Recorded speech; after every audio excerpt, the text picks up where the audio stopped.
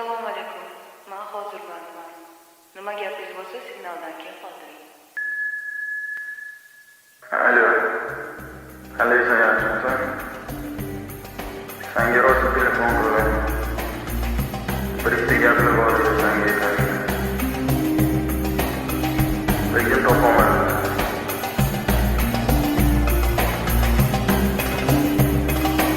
Esingdami? Seni birinchi marta ko'rganimda har xil narsalarni so'ragandek bo'ldim. Senga tikilib qarab turaverdim. O'shanda ey Xudo, shu qiz ketib qolmasin deb so'ragaman Xudodan. Seni bilgim kelgan, sen bilan gaplashgim kelgan o'shanda narsalar. Telefonda gaplashganingda ko'zlaring bilan menga osmonga, o'tgan ketgan odamlarga qararding. Seni ko'zlaring dunyodagi eng chiroyli ko'zlar. Qo'llaring nozikkina, har bir harakating o'zingga yarashib turadi. Men haqimda so'raganga xursand bo'lib ketganman. Ichimda ozgina sendan umid bor edi. Seni uchratgan kunimni hech qachon unutmayman.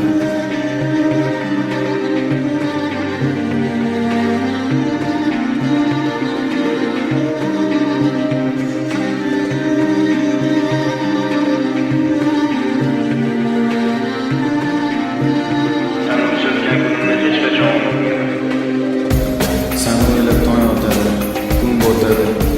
Men sen uchun borimni beraman. Men sen bilan har qancha yo'qchilik ichida olaman. Lekin seni bunga tortishim sen uchun javob berishim noto'g'ri. Seni uchratgan kunimni hech qachon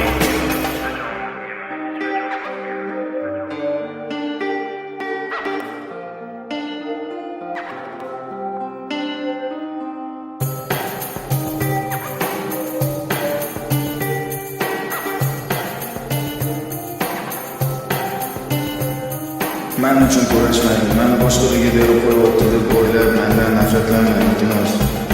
Men seni o'ylayman faqat. Chunki sen dunyoda eng baxtli inson bo'lishing kerak. Seni xafa qilgan bo'lsam meni kechir. Meni rostdan yaxshi ko'rsang menga yordam ber. Baxtga yasha. O'shanda men seni ko'rib yashashga intilaman. To'yim bo'lyapti, shov deganingni, xotirjamligingni ko'rib xursand bo'ldim. Chunki tushundim, ota-onangga yo'l desang seni yomon qiynashadi. Buni mendan yaxshi bilasan. Hamma ota-onaga farzandini baxti kerak. Ular seni o'ylab baquvvatroq joyga berishadi. Ular uchun sevgi o'z yo'liga. Hayot bo'lsa o'zing bilasan qanaqaligini. Sen hech narsaga muhtoj bo'lmasdan yashashing kerak. Men oyoqqa turgunimcha hali bor.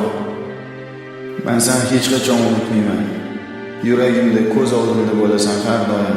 Sen shuni bilib